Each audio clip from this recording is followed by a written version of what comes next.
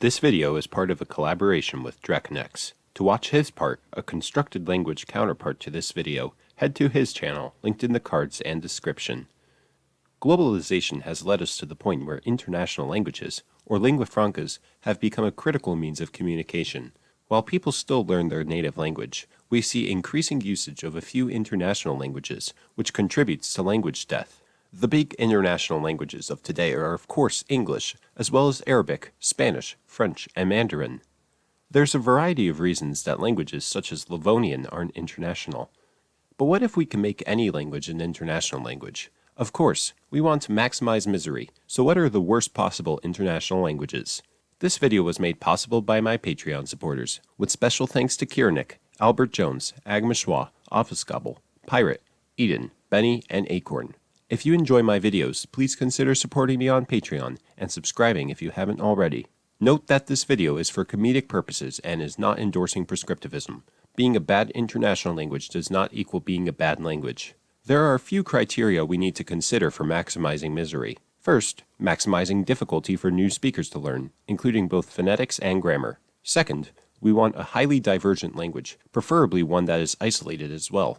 Finally, we need languages that do not make logical sense being an international language. Looking at indigenous languages in Africa, it seems as though our best candidates are the obscure languages of the Khoisan family, the isolate Hadza, and the Cushitic language Dahalo. Admittedly, the main reason these African languages would be difficult for a majority of humanity is the multitude of airstream mechanisms used in producing sounds. One language, Dahalo, is quite unique in containing all four mechanisms: pulmonic consonants, implosives, ejectives, and clicks, totaling to about 62 consonants, 10 vowels, and a pitch accent because of course it does. It's debated whether Dahalo is South Cushitic at all due to its divergency, but regardless, there are still enough similarities between it and Cushitic languages that the 60 million Cushitic speakers would have an easier time than most learning it. Then there's the Ta language, also known as Kho.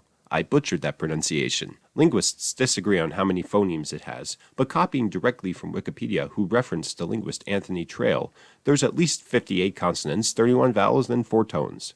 If complex clicks are analyzed as clusters, then Ta has as few as 83 click sounds. This is clearly a lot and would be a pronunciation nightmare for the world population, not to mention the few amount of native speakers to assist with learning. But if we want even fewer speakers for more ambiguity, we'll look at the Amko language, a moribund language with fewer than 50 speakers that forms a Sprachbund with Ta and a few other languages. It is one of 2 languages with bilabial clicks, and somewhere between 68 and 95 click sounds total. That's up to 87 more than the number of years Bill Clinton was president. But to fully maximize divergency and phonological difficulty, there are 2 languages that take the cake: Hadza, spoken by 1,200 people in Tanzania, and Ju'an, spoken by 4,000 in Namibia.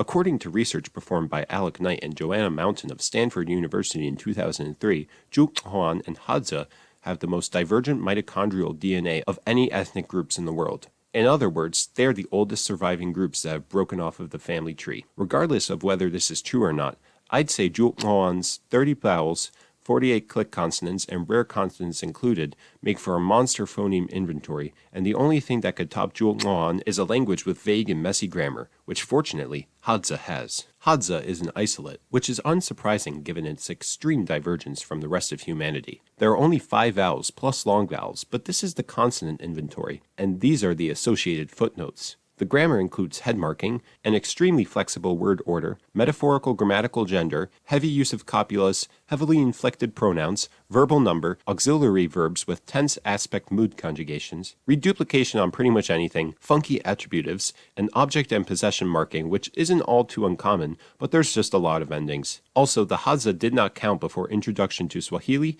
and have different words and grammatical rules for dead animals. So that settles it. Hadza is the worst possible international language, due to its divergency, isolation, phoneme inventory, and grammar. But of course, the thing with Dahalo, Hadza, Ju'an, Ta, and Amko is I think these languages are awesome, being fascinating from both a linguistic and curiosity perspective.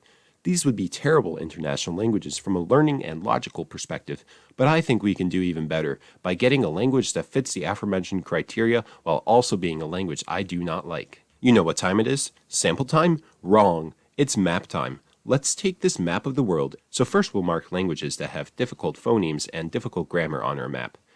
As you can see, every language has been marked because difficult phonemes and grammar is subjective.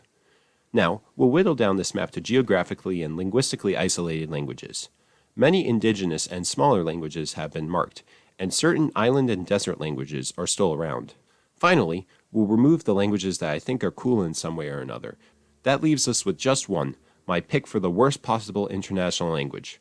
With complex and messy phonetics, grammar that is difficult for non-European Indo-European speakers, geographic isolation and distance from historical importance since when the people didn't even speak the current language, and being completely illogical as an international language, the worst possible international language is Danish. So for me, the Danish language has collapsed into meaningless guttural sounds. Once again, this video is a collaboration with Dracheneks. His video is on the idea of international auxiliary languages and tips for creating a good one. Thanks for watching.